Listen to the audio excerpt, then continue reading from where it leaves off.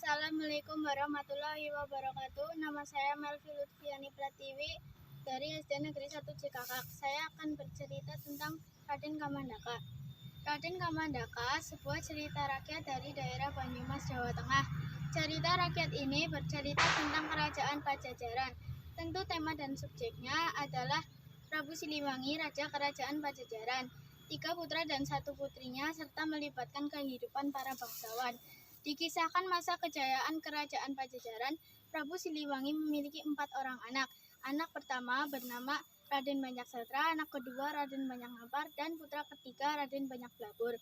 Sedangkan anak keempat seorang putri bernama Retna Pamungkas yang lahir dari seorang selir. Saat itu Prabu Siliwangi sudah tua dan ingin menyerahkan tahta kepada Raden Banyaksatra. Namun sebelum dinobatkan menjadi raja, Raden Banyaksatra harus menikah terlebih dahulu. Tapi sang Raden belum memiliki calon pilihannya sendiri. Dia berkata pada Prabu Siliwangi kalau dia ingin menikah dengan gadis yang wajahnya mirip dengan ibundanya. Maka Raden Banyaksatra pergi mengembara untuk mencari calon istrinya. Sebelum berangkat, dia bersemedi dan mendengar ilham dari Hyang Widi. Hai Banyaksatra, sudah cukup semedimu.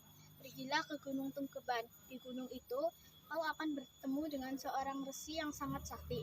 Ki Hajar Wirangrong namanya. Kalau sudah bertemu, mintalah nasihatnya. Dalam perjalanan setelah mendapat wangsit dewata, sebelum berangkat, Raden Banyaksatra meminta nasihat resi Ki Hajar Wirangrong. Setelah mendapat pencerahan, Raden Banyaksatra pergi ke arah Pasir Luhur dan langsung menuju ke Patihan Pasir Luhur.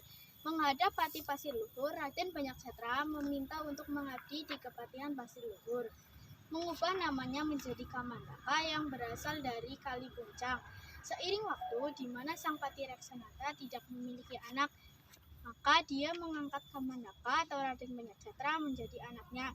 Pada waktu itu, Kadipaten Pasir Luhur dipimpin oleh Adipati Prabu Kandanaha. Sebuah perintah, Prabu Kandanaha memerintahkan Rekyempati untuk menyediakan beberapa orang penangkap ikan. Para putri Prabu Kandanaha ikut menyaksikan penangkapan ikan.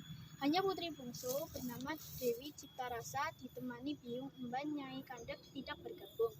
Dia hanya memperhatikan dari jauh dan matanya tertuju pada seorang penangkap ikan, Kamandaka. Setelah beberapa waktu, putri Dewi Ciptarasa mencintai Kamandaka